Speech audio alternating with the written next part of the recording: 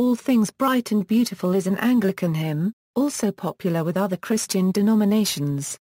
The words are by Cecil Frances Alexander and were first published in her Hymns for Little Children. The piece can be sung to several melodies, in particular the 17th-century English melody Royal Oak, adapted by Martin Shaw, and All Things Bright and Beautiful by William Henry Monk. There have also been other adaptations, such as a full choral piece by John Rutter. In earlier editions of the Church of Scotland's Church Hymnary, the tunes God in Nature by John Stainer and All Things Bright by Frederick Arthur Gore Ouseley had been used. History: the hymn was first published in 1848 in Mrs. Cecil Alexander's Hymns for Little Children.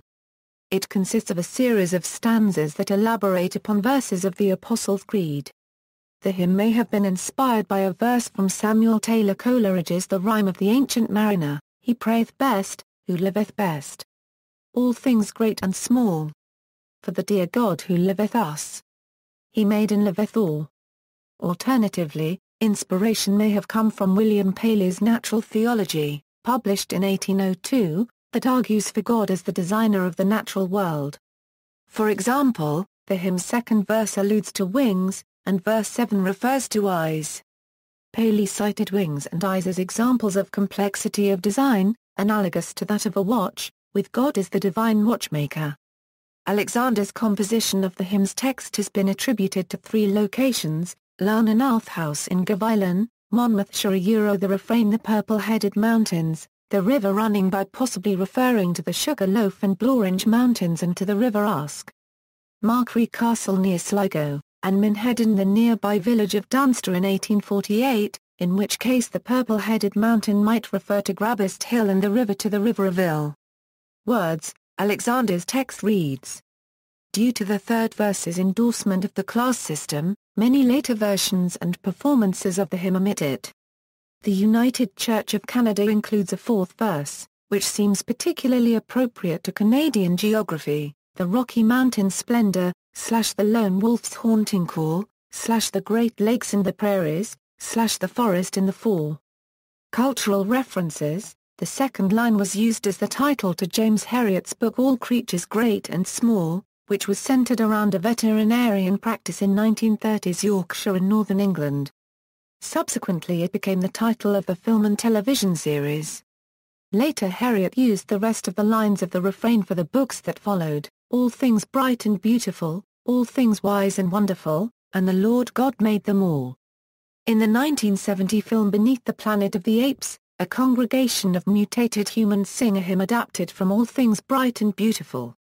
Scriptwriter Paul Dehn specifically wanted his new lyrics to be used not as a parody, but to emphasize that the mutants genuinely regarded themselves as beautiful.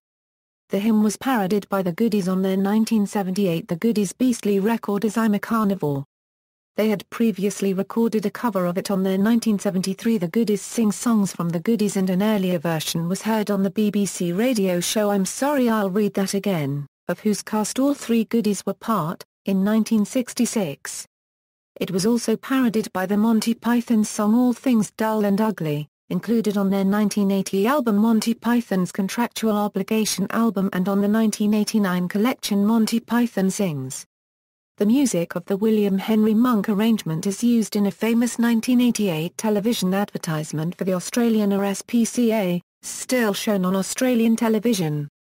The advertisement shows numerous animals passing by the viewer in front of a plain background while the music plays. At the end of the parade of animals, a voice states, RSPCA. For all creatures great and small. Comedian Stuart Lee parodied the hymn with a routine that deconstructed its lyrics, criticizing the redundancy in them through the use of a Venn diagram, too. The title of the poem is also the title for the third studio album by the synth-pop act Owl City. The Hong Kong animated MacJewel films contain a childish version of the song sung in a Cantonese accent by the Pancakes. References.